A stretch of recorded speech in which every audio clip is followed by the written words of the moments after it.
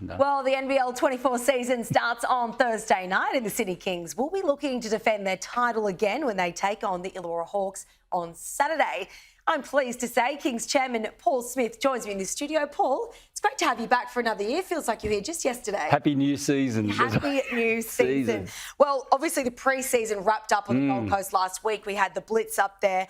3 losses, not probably the result you guys were after, but I suppose from that, what was the biggest learnings? Well, it is the pre-season for a reason. It doesn't count, so thankfully for that. But look, I think all in all, with a new coach and very substantial changes to the roster, I think a lot of learnings came out of it, a lot of switch-ups we used just to see what was going to happen. A lot of game day sort of strategies were employed, and I think we're ready to roll. And we've got a big one coming up on Saturday night.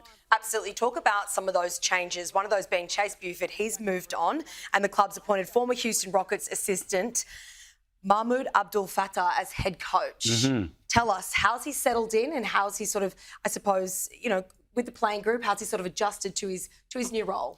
Look, I think it's a period of adjustment, of course, for him in having moved to Australia and encountering all the challenges or the issues that come with that, adjustments, particularly around also getting used to the officiating and the way the game is played here. It's a slightly different feel.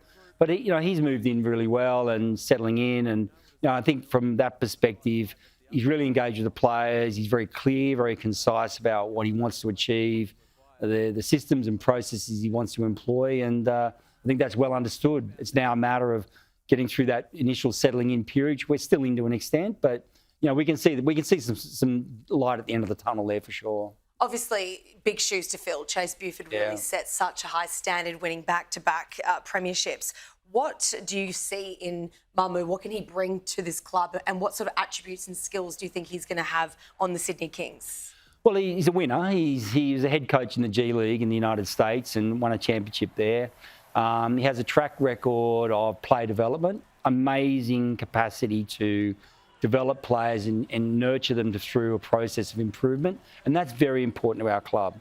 Player improvement, players moving on to that next level, either with our club or in another league, is really important to us. So we think he's the ideal fit in that regard, as well as a game day technician as well. Well, actually, you could see last year Xavier Cooks has gone on to the NBA. Right. That's exactly what you talk about there. DJ Vasiljevic, Correct. Yeah, that's right. So let's talk about the playing group and focus on the roster as well. Alex Tui's opted against recommitting to Gonzaga Bulldogs, and the same American college team John Stockton was drafted from. How's Tui settled into life in Harbour City? He's loving it. He's moved from Canberra. He's gone from Canberra, which we all love as a great city, but really Sydney is the greatest city in the world and the hoops capital of Australia. So he's feeling the vibe, and he's a young man. He's got his own apartment now, and he's living the dream, and getting ready to play his first, full professional basketball game on Saturday night. The Sydney Flames have also got a few new faces this season. Who have they brought in, and what can we expect from the girls? Oh, look, we brought in a bunch of talent, not least of all Kayla George, who's still over in the WNBA at the moment with the Las Vegas Aces, and she's making great strides. Tess Madgen's another player we brought in as well. We've really stacked the team there with a lot of talent. We really hope to bring the level of performance of the Flames up, and this year's a really important year for us, as we really want to achieve great performances both from the men's and women's side as well. Just before we let you go, Paul, as a previous furniture salesman, you famously said that if you can get someone to touch the furniture, you're closer to a sale. How is that translated into basketball, and how do you go about trying to get people to touch the game and be in touch with Hoops Capital and the Kings? Well, I qualify it. You wait for them to touch it. You don't make them touch it. But for us, it's the game day experience. We know that. We know that the game day experience at the Sydney Kings is extraordinary. It's as near as you'll ever get to an NBA experience with the arena that we have, the size of the arena, the crowds that we're getting. It's an easy fix. Just get them in to taste it, and they come back. And so, we're really focused on that. And we're proud of the success we've had, growing crowds, record crowds last year, back-to-back sellouts. All the indicators are currently where memberships are nearly sold out. All memberships are nearly sold out, both full and partial. Ticket sales looking extraordinarily strong for the leading up to the first game. Our banner day, where we lower the banner, present the rings to the players. There's a lot going on. We're excited by it. There's a lot of energy behind the Sydney Kings.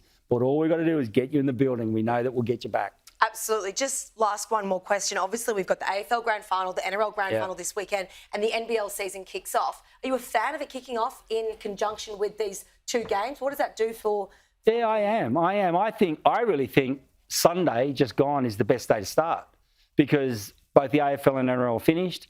It's a bit of a void. People are looking for something to do. They're looking for some watching.